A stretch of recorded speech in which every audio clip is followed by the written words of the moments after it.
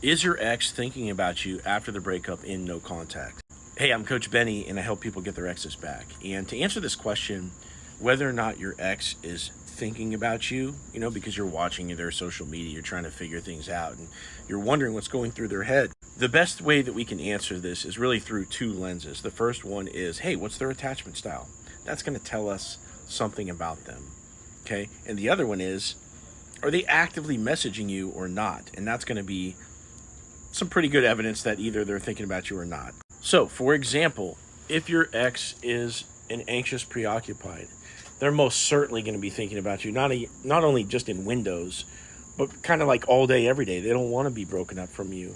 They get their needs met through you as their partner. So if your ex has that anxious attachment style, you can pretty much bet they're thinking about you all the time. It's just a simple matter of going straight back to them, to talk things out. If your ex is a fearful avoidant, yes, they are still going to be thinking about you. They are going to be, upset, sad, but still in love with you, still missing you. But you can't really necessarily get anywhere with them right after the breakup because they have their walls up because either you've hurt them or they think that you've hurt them or they feel emotionally abandoned somehow, like you're not listening to them or understanding them. So yes, a fearful avoidant will be thinking about you, but it doesn't necessarily do you any good in the early stages of no contact. Now, with the dismissive avoidant, they will have automatic thoughts about you. They will think about you in moments.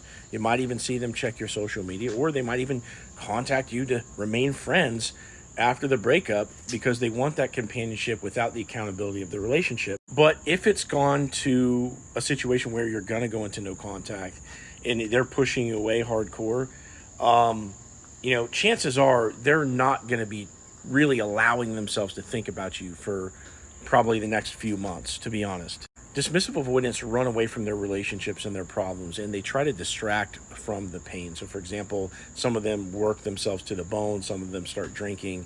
Some of them hang out with friends a bunch or travel. Some of them sleep around a bunch. Some of them jump into rebound relationships. And all of these methods are distraction techniques to avoid the pain of, what they're going through. So if they weren't mentioning their problems to you in the relationship and everything stacked up to the point where they wanted to run away, of course, once they ran away from you, they're not going to be sitting around thinking about you all the time, dwelling on the same stuff that they never fixed.